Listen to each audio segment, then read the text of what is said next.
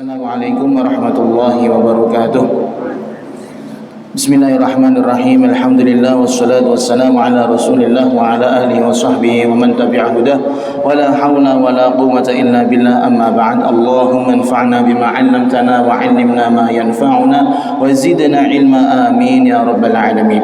Fadilatul muhtaramin, para alim, para ulama, para sepuh bini sepuh, hadirin hadirat jamaah Masjid Agung Kudus rahimakumullah wa radhiya'ankum wa barakalakum. Marilah sebelum kita lanjutkan ngaji tafsir Al-Qur'an pada malam hari ini, kita terlebih dahulu untuk niat i'tikaf bersama-sama di masjid. Bismillahirrahmanirrahim. Nawaitul i'tikafa fi hadzal masjidi sunnatan lillahi ta'ala. Pada pertemuan sebelumnya kita sudah sampai ayat yang ke-35 tapi belum tuntas, yaitu sedang membahas qauluhu ta'ala wa qulna ya adamuskun anta wa zawjukal jannah.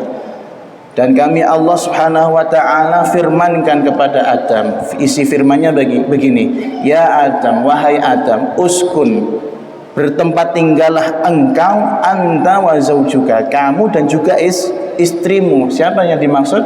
Adalah Sayyidatina Hawa, ibunda kita Hawa, al-jannata, di surga.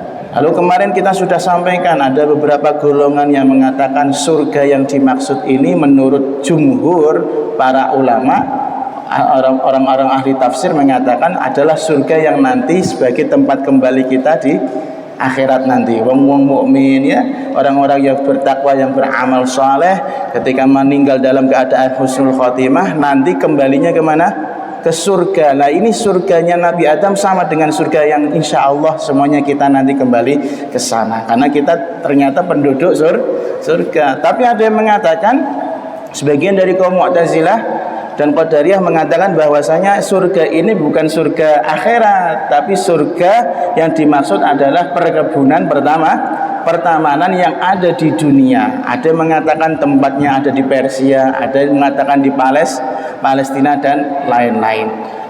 Terlepas dari itu, intinya kita sudah membahas bahwasanya di surga tersebut terjadilah peristiwa adanya pernikahan antara Nabi Adam dengan ibunda kita Sayyidatina Hawa. Makanya setelah itu Syekh Muhammad Amin Al-Harari mengatakan, wa'lam annallaha ta'ala khalaqa wahidan min abin duna ummin wa huwa Hawa wa khalaqa akhar min ummin duna abin wa huwa Isa wa akhar min abin wa ummin wa hum auladu Adam wa akhar min ghairi abin wa ummin wa huwa Adam alaihi salam. Yang pertama dari ayat ini, kata Syekh Amin Al-Harari, bisa kita mengambil kesimpulan tentang keajaiban kekuasaannya Allah Subhanahu wa ta'ala. Apa itu?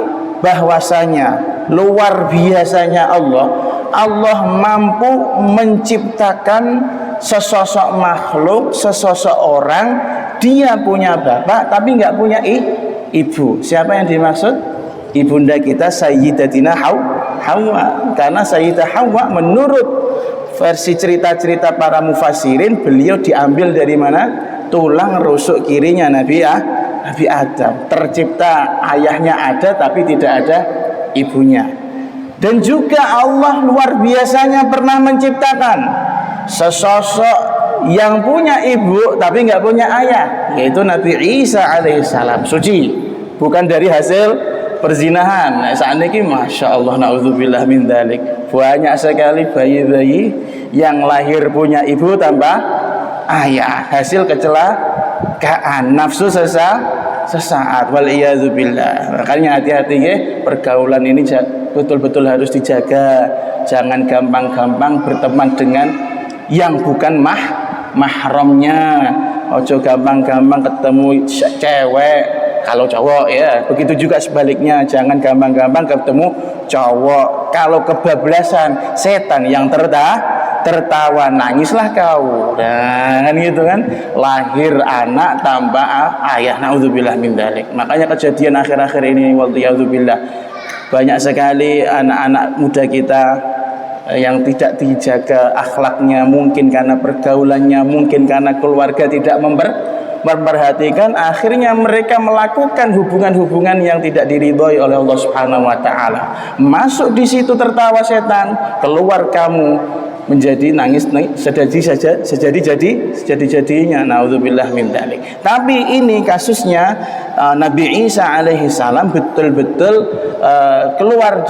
lahir dari seorang ibu tanpa ayah, tapi suci, tidak tersentuh, tidak terjamah oleh laki-laki siapapun. Makanya di dalam Al-Qur'an qalat anna yakunu li waladun walam yamsasni bashar. Bagaimana caranya, logikanya? Saya punya anak, saya hamil, tapi tidak ada satu laki-laki pun yang bisa menyentuh saya. Kata Sayyidah Maryam, beliau suci. Kok kenalan, stalking aja enggak Pak beliau itu ya. Kalau seandainya kita kasih beliau HP, tidak mau, tidak levelnya. Dan banyak masih alhamdulillah di sekitaran kita orang-orang wanita-wanita yang afifah, yang menjaga kehormatannya. Mahal itu wanita-wanita seperti itu ya. Kalau Anda pengen wanita yang solehah, solehkan dulu dirimu. Nah itu, jangan malah mudanya nakal pengen istri yang solehah. Kamu ini ngaca gitu loh, kamu ini punya akhlak apa Anda. Makanya kita patut bersyukur, khususnya yang di pondok, khususnya yang masih mau ngaji. Masya Allah, ini termasuk orang-orang yang diselamatkan oleh Allah Subhanahu wa ta'ala. Lalu kemudian di antara salah satu keajaibannya Allah Subhanahu wa ta'ala apa? Yaitu Allah menciptakan sesosok manusia lahir tanpa ayah, tanpa ibu, yaitu ayah kita, ayah biologis kita, Nabi Adam alaihis salam. Nah, ini Nabi Adam luar biasa.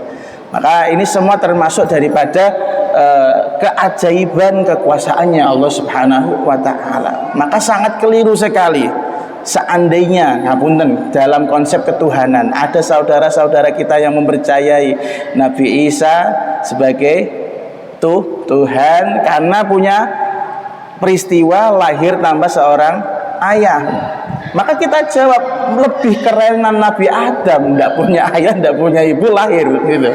Nggak punya ayah, nggak punya ibu, lahir. Maka sepatutnya seandainya yang dijadikan Tuhan karena alasan lahir tanpa ayah, maka sepatutnya ya Nabi Adam dong yang lebih harus dituhankan. Logikanya seperti itu. Tapi Allah Subhanahu wa ta'ala itu menunjukkan kudratnya, kekuasaannya. Makanya ditutup dengan bahasa dari Syekh Muhammad Amin Al-Harari, fa subhana man azhara min ajaibihi sun'ihi min ajaibi sun'ihi ma yatahayyaru fihi al-uqul. Maka maha suci Allah Subhanahu wa ta'ala yang telah menampakkan keajaiban-keajaiban yang kita sebutkan tadi, yang mana membuat akal manusia ini menjadi bingung. Ono wong lahir tanpa ayah, tanpa ibu, bingung.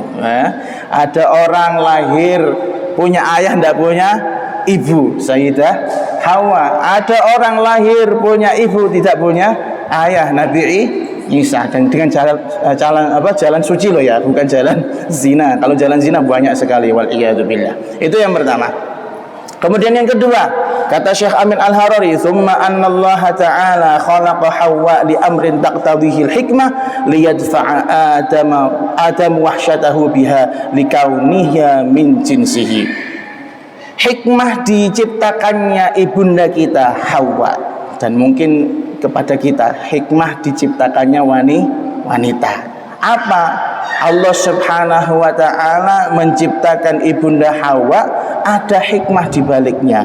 Di antaranya supaya Nabi Adam merasa nyaman dengan ibunda Hawa. Sudah kodratnya lanang niku tertarik dengan wanita.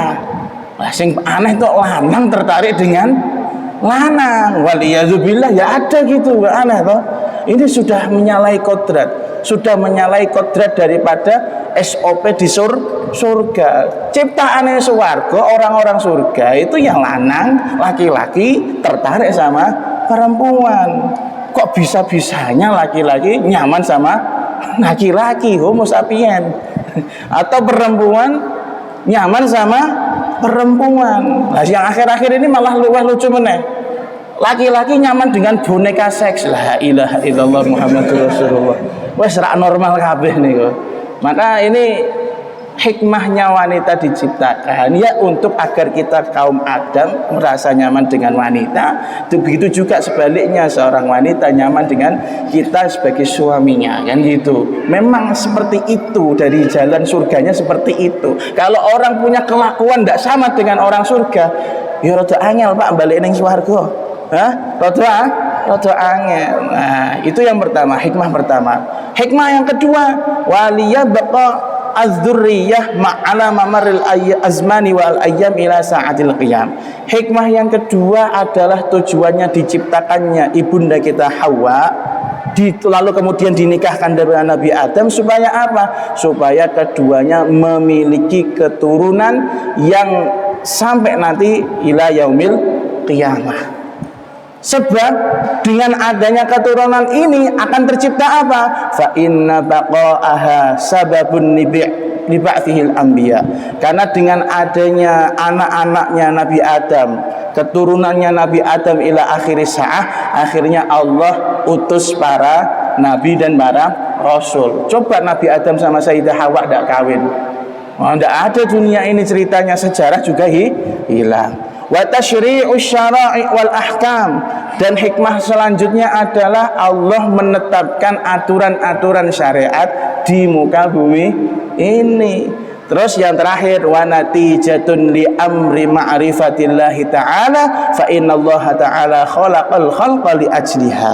Dan yang paling penting, supaya anak-anaknya Nabi Adam ini tahu tujuan mereka hidup di dunia ini ma'rifatullah, kenal Tuhannya, kenal siapa yang menciptakannya, dan akhirnya membuat dia mau menyembah kepada Allah Subhanahu wa ta'ala. Makanya sudah dikasih kisi-kisi sama Syekh Amin Al-Harari, kamu itu hidup di dunia dituntut untuk apa? Kenal siapa Tuhanmu, kenal siapa yang menciptakanmu. Kalau sudah kenal, ayo sembahlah dia, ayo khidmahlah sama dia, ayo kita servis atau kita melayani perintah-perintah Tuhan untuk kita.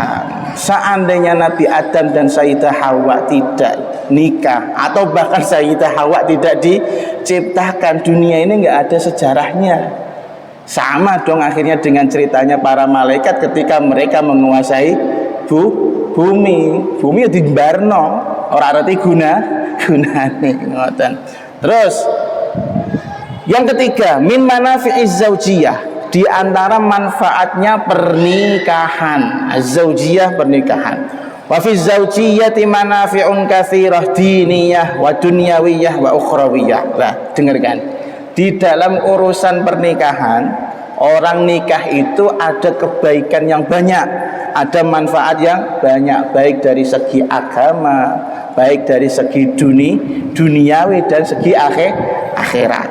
Betul, dari segi agama minimal kita kalau nikah itu syahwat kita tersalurkan. Nah, karena secara fitrahnya, ngapunten, cap-capane kasare omong, lanang niku ya punya hasrat, pengen dolanan kan gitu kan, hasrat untuk berhubungan biologis itu wajar itu. Kita setiap daripada manusia ini punya sisi perikehewanan itu aja. Salah satunya itu bikin anak itu. Nah, makanya disalurkan dengan cara pernikahan. Maka dengan kita menyalurkan syahwat kita dengan di pernikahan tersebut, akhirnya agama kita terjaga. Bahkan dipromosikan sama Kanjeng Nabi, wa fi bud'i ahadikum shadaqah, ketika kamu bersenggama bersetubuh dengan istrimu, pahalanya sama dengan sedekah.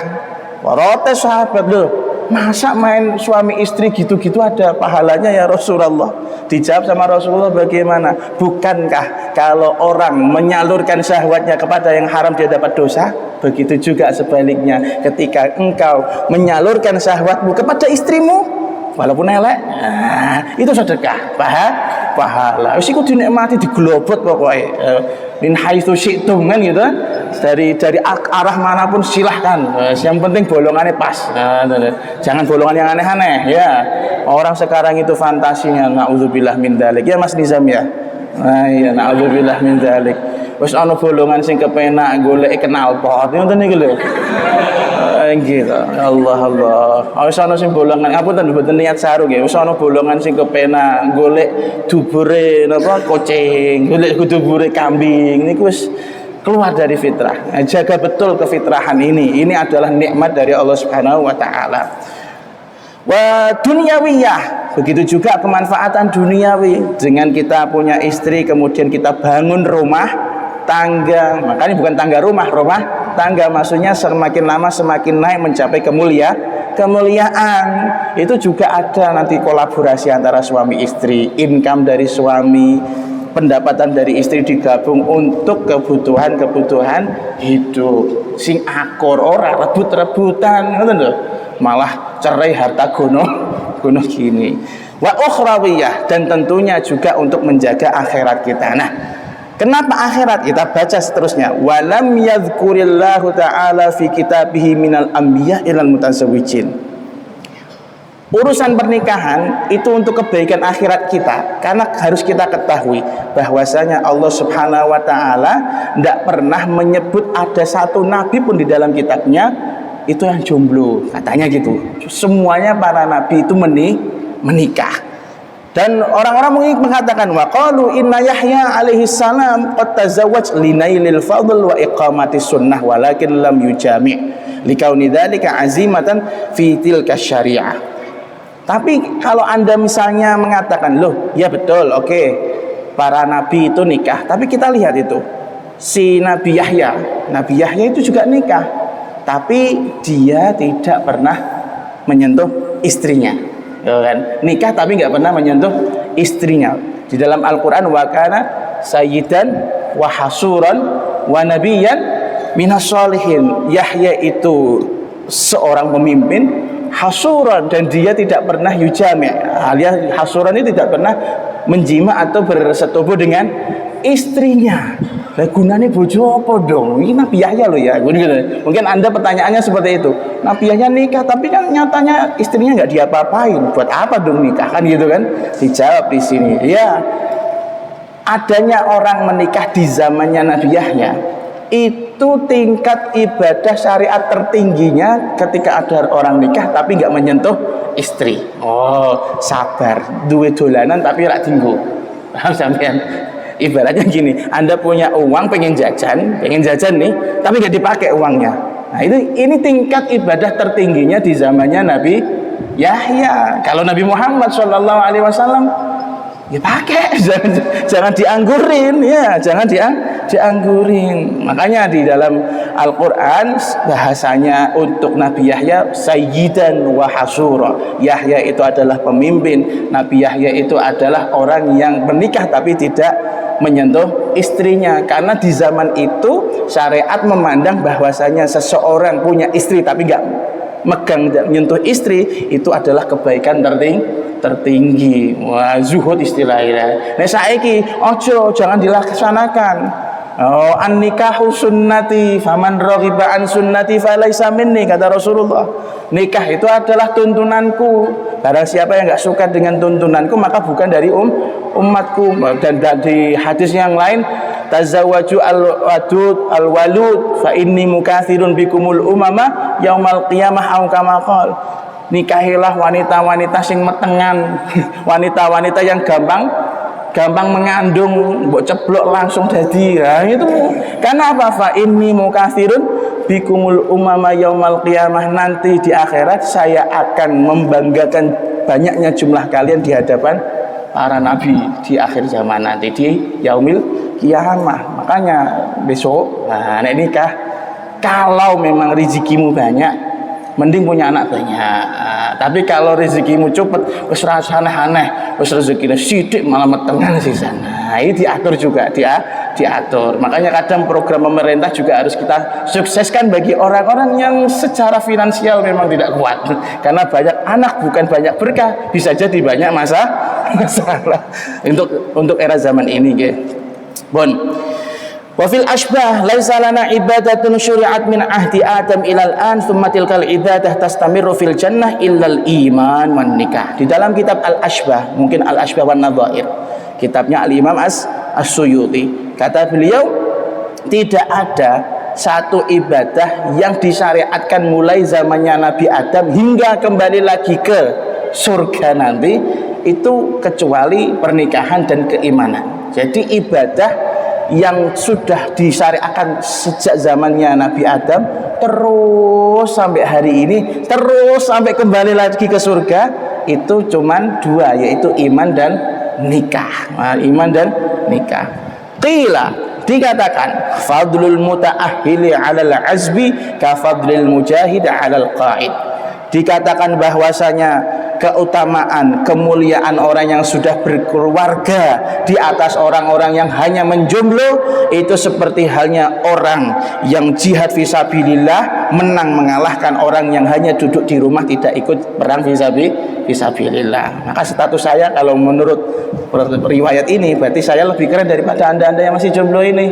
Saya sudah muta'ahil, sudah punya istri. Saya seperti orang yang jihad fisabilillah, masih menang, masih hanya duduk santai-santai, hitungannya jihad fisabilillah. Beda dengan jomblo, wis gluntang-gluntung ora cetha dolanan HP, urip di sana nah itu ngentekno sego. La ilaha illallah Muhammadur Rasulullah. Wa raq'atun minal muta'ahhil afdal min 70 raq'ah min azab. Nah, satu rakaatnya orang yang sudah menikah itu lebih baik 70 rakaatnya orang yang masih jomblo.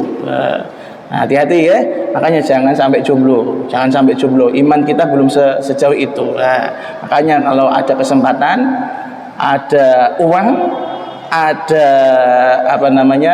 ongkos ilmu, ongkos uang, ongkos segala-galanya, punya nafkah zahir dan batin, silahkan menikah, umur cukup, dewasa dan lain-lain. Paham ya? Hadza kulluhu likauni tazawwuj sababan li baqa'in nasl wa hifdhan minaz zina.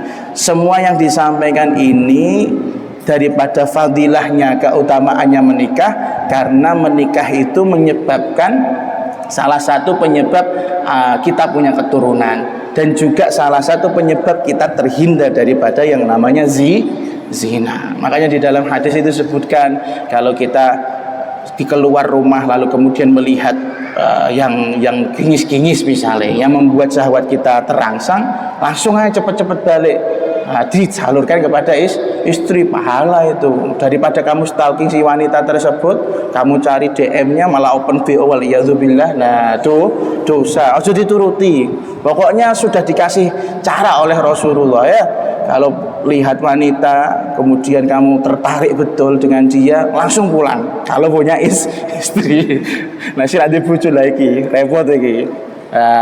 As-saum fa innahu lahu wija. Untuk yang masih jomblo, lihat yang seperti itu poso kan, tirakat, betul, tirakat. Ben ngantuk iku nafsune. Yo ngantuk wonge, ngantuk nafsune. Wa targhibu fin nikah yajri ila ma yujawizul mi'ah al-ula minal alfi tsani.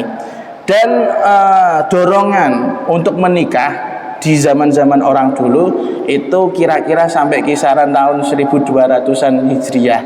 Jadi era dari awal Hijriah sampai 1200 itu orang-orang masih mensakralkan yang namanya pernikahan dan menyemangati. Makanya orang-orang dulu itu Masya Allah umur 17 tahun sudah punya anak, sudah menikah lah ya, sudah menikah, lulus pondok langsung nikah.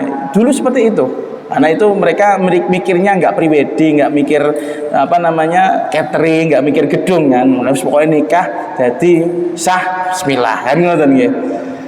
Tapi di sebuah riwayat disebutkan qala sallallahu alaihi wasallam idza ata ala ummati mi'atun wa thamanuna sanah ba'dal alfi faqad halatil uzubah wal uzlah wat tarahhub ala ru'usil jibal.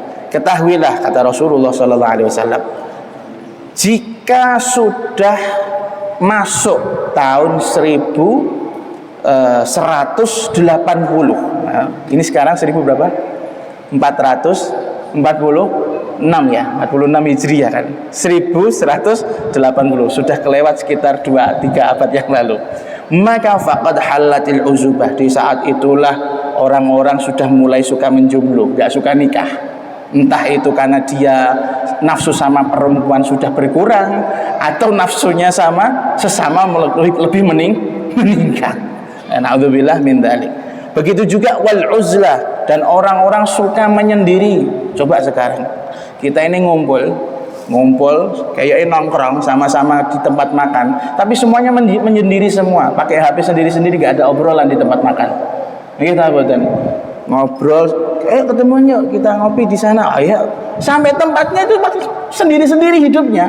HP-nya sendiri-sendiri, yang itu si fulan yang ngundang juga main HP sendiri, yang diajak makan juga sendiri. Makanya sudah mulai hidup menyendiri.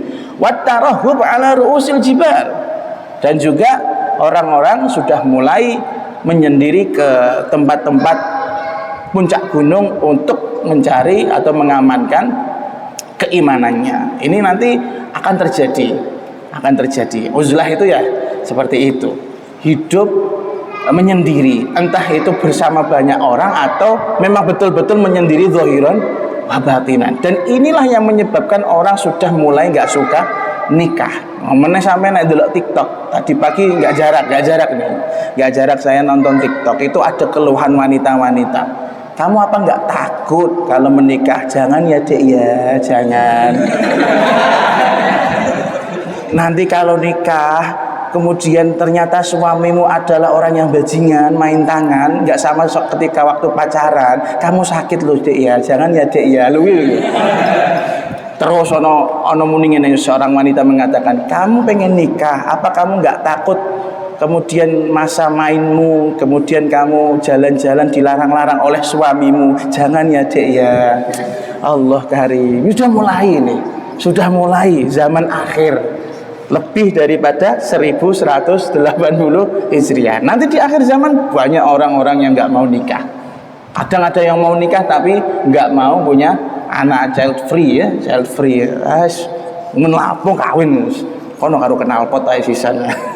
Pohon naudzubillah min dzalik. Makanya ini tolong sampean para santri-santri, nanti kalau sudah saatnya menikah jangan diundur-undur. Saya juga gelo, saya sendiri gelo. Saya itu nikah umur 29 tahun ya, karena ada berbagai alasan. Tapi ngerti ngono rodok gasik sithik, mungkin 27, 28 saya sudah nikah.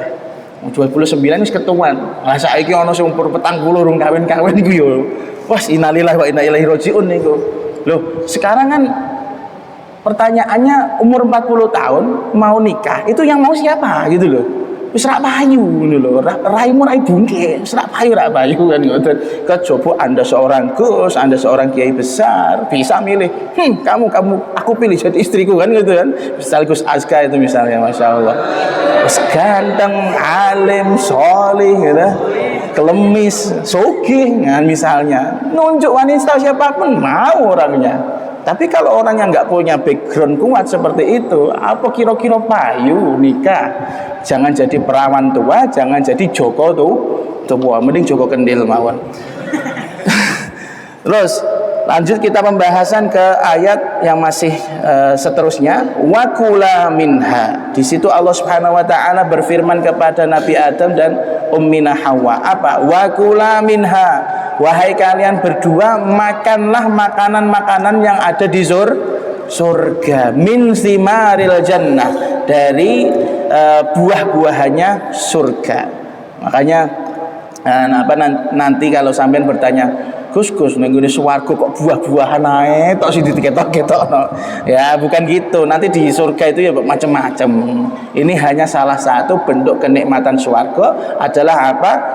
Bisa memetik buahnya surga, karena setiap dimakan, dikunyah, itu rasa yang pertama berbeda dengan rasa yang selanjutnya, semakin nikmat. Pernah kita sampaikan dulu, buahnya seperti buah jeruk, tapi ketika dicokot, oh ternyata bukan jeruk. Semakin lagi dimakan, oh beda lagi. Itu kenikmatan surga, hanya salah satu. Makanya sampean yang nggak begitu vegetarian, jangan takut. Itu hanya salah satu contoh makanan surga. Di surga cari ayam ada, insya Allah ada itu ayam-ayam seperti kayak Kentucky, KFC, kita sebut merek ya ngapunten. Misalnya itu ada. Cokotan pertama ayam, cokotan kedua onto, misalnya gitu. Cokotan ketiga, kok kebo, sate kebo ini malah kan itu salah satu saja. Lalu kemudian gunanya apa Allah Subhanahu wa taala memerintahkan dengan kata-kata wa kula minha, wahai Adam Hawa makanlah di surga. Gunanya apa? Wajjahal khitab ilaihima idzanan bitasawihima fi mubasyaratil ma'mur. Di situ Syekh Amin Al-Harari mengatakan bahwasanya perintah itu menunjukkan bahwasanya antara Nabi Adam dan Sayyidah Hawa untuk urusan tinggal dan makan-makan di surga itu sama, haknya sama, tidak ada perbedaan. Nek pengen mangan yo monggo, ora yo monggo, pengen turu yo monggo, ora yo monggo. Seperti halnya Anda ketika sudah check in ke hotel, kemudian di hotel itu ada minuman, misalnya yang sering ke hotel ya ada minuman, maka minuman itu milik kamu, silahkan kamu nikmati, diizinkan di situ. Ada kasur ya silahkan kamu tempati, mau kamu tiduri apa enggak terserah. Nah itu sama seperti ini, wa kula minha, silahkan kamu Adam dan Hawa nikmati yang ada di surga. Maka di sini disebutkan fa inna Hawa uswatun lahu fil aql. Karena ketahuilah bahwasanya urusan makan-makan itu Sayyidah Hawa menjadi panutan bagi Nabi Adam. Nabi Adam kan disuruh tinggal, tapi untuk urusan makan, urusan dapur, urusan si wanita gitu loh. Bi khilafis sakan fa innaha tabi'atun lahu fiha. Beda masalah urusan tempat tinggal surga. Karena surga itu yang diperintahkan pertama mendapatkan perintah masuk surga adalah siapa? Nabi Adam. Makanya Sayyidah Hawa itu hanya followers, mengikuti saja, aturannya ikut Nabi Adam. Dan di sini ada pelajaran, urusan dapur itu urusan istri, urusan bangun omah, tuku tanah urusan si suami, harusnya gitu, bukan kuale ya. Urusan dapur, urusan nyuci popok anak, urusan suami. Tapi urusan rumah, bangun rumah, urusan income, pemasukan, malah urusan istri. Saat ini kan ngoten gitu. Kadah tuh suami-suami yang ongkang-ongkang sikil di rumah hanya ngrumati manuk emprit, dolanan manuk, kemudian ngedusi anak. Saya lihat seperti itu kadang, masya Allah, saake ya, reputasi sebagai lelaki sejati hancur seketika. Naudzubillah min dzalik. Lalu kemudian kata Allah, wa kula minha ragadan haitsu syi'tuma. Di situ ragadan artinya ai aklan wasi'an rafihan bila taqdirin wala taqdir. Di situ ragadan artinya silahkan kalian makan sepuasmu, senyamanmu, mau jumlah banyak, mau jumlah sedikit, monggo kerso, los karena sudah masuk surga. Begitu seperti halnya sampean kalau masuk ke restoran, kalau bahasanya you can all you can eat ya, semuanya bisa kamu makan asal bayar segini, sama. Iya betul. Iya cah restoran nih ya. Saya nggak begitu ikut-ikutan ya. Semuanya bisa kamu nikmati. Nah ini sama rogodan, maknanya seperti itu, los sakarepmu, nggak usah dipikir, nggak usah khawatir, entek tak joki, entek tak tambahi, kan gitu kan. Haitsu syi'tuma artinya apa? Min ayyi makanin minal jannati syi'tuma wa aradtumal akala minhu. Kamu makan di tempat manapun di surga, mau di belakang, mau di depan, mau di atas, mau di bawah, monggo, semuanya los untuk kamu Adam dan Sayyidah Hawa. Lalu kemudian fa in qulta, jika kamu katakan, ini ada fun fact sedikit tentang urusan nahwu. Nah, ini perlu kita ketahui daripada para santri. Di ayat ini Allah mengatakan wakula minha ragadan haitsu syi'tuma, pakai huruf wawu, wakula. Tapi di surah Al-A'raf itu kata Allah gini, wa ya adamuskun anta wa zaujukal jannata fakula, pakai fa. Di sini pakai wawu, di surat Al-A'raf pakai fa. Perbedaannya apa? Disebutkan li'anna uskun huna ma'nahu istaqirra likauni Adam wa Hawa kana fil jannah wal akal yujami'ul istiqrar ghaliban falihada utifa bil wawi adalah alal jam'i. Uskun, kata-kata uskun di dalam ayat yang sedang kita bahas ini di suratul Baqarah, bertempat tinggal di sini itu artinya benar-benar istaqirra. Istaqirra artinya menetaplah kamu di sini. Karena Nabi Adam dan Sayyidah Hawa itu sudah ada di surga. Dan untuk penegasan Nabi Adam dan Sayyidah Hawa itu benar-benar tempatnya di surga, tinggalnya di surga, mereka diizinkan untuk makan. Wong manggon ning ngene omah niku lak Allah sakarepe to. Nah, salah satu yang membuktikan dia bertempat tinggal di situ adalah dia makan di situ. Begitu juga Nabi Adam dikatakan uskun ay wakulam, bertempatlah kamu tinggal di sini dan juga makanlah sepuasmu, karena ini adalah tempat tinggalmu. Berbeda dengan yang di suratul A'raf. Makna uskun di dalam suratul A'raf itu bukan bertempat tinggallah, tapi maknahu udkhul likaunihi ma kana kharijaini anha. Uskun di dalam surat Al-A'raf maknanya bukan tempatlah kamu di sini, bukan, tapi artinya udkhula, masuklah kalian berdua di surga. Karena di surat Al-A'raf kasusnya itu Nabi Adam dan Sayyidah Hawa masih di luar surga. Makanya setelah itu fakula, setelah masuk baru kalian boleh makan. Itu kata Syekhul Islam Ibnu Taimiyah. Nah, wala taqraba hadhihi syajarah ay la ta'kula minha, janganlah kalian berdua Adam dan Hawa setelah aku izinkan bertempat tinggal di surga, setelah aku izinkan makan di sini, cuman ada satu syarat, jangan dekat-dekat dengan pohon ini.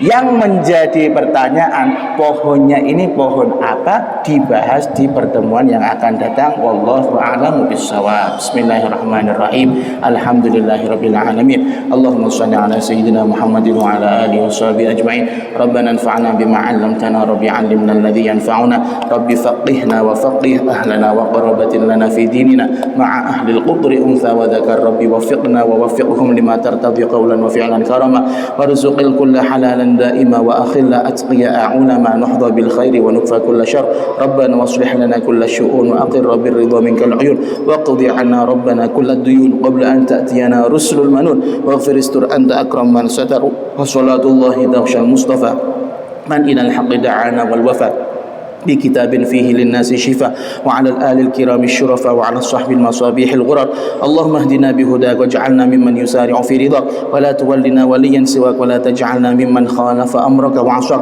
وحسبنا الله ونعم الوكيل ولا حول ولا قوة إلا بالله العلي العظيم يا ربنا اعترفنا بأننا قد عرفنا وأننا أسرفنا على لظى أشرفنا فاتب علينا توبة تغسل لكل حوبة استر لنا العورات وآمن الروعات واغفر والدينا ربي ومولودينا آل والإخوان وسائر الخلان وكل ذي محبة وجيرة أو صحبة مسلمين أجمع آمين ربي اسمع فضلا وجودا منا لا باكتساب منا بالمصطفى الرسول نهضى بكل سول صلى وسلم ربي وآله وصحبه عدد ضش الصحب والحمد لله في البدء والتناهي والحمد لله في البدء والتناهي وصلى الله على سيدنا محمد وآله وصحبه وسلم والحمد لله رب العالمين ثم السلام عليكم ورحمة الله وبركاته.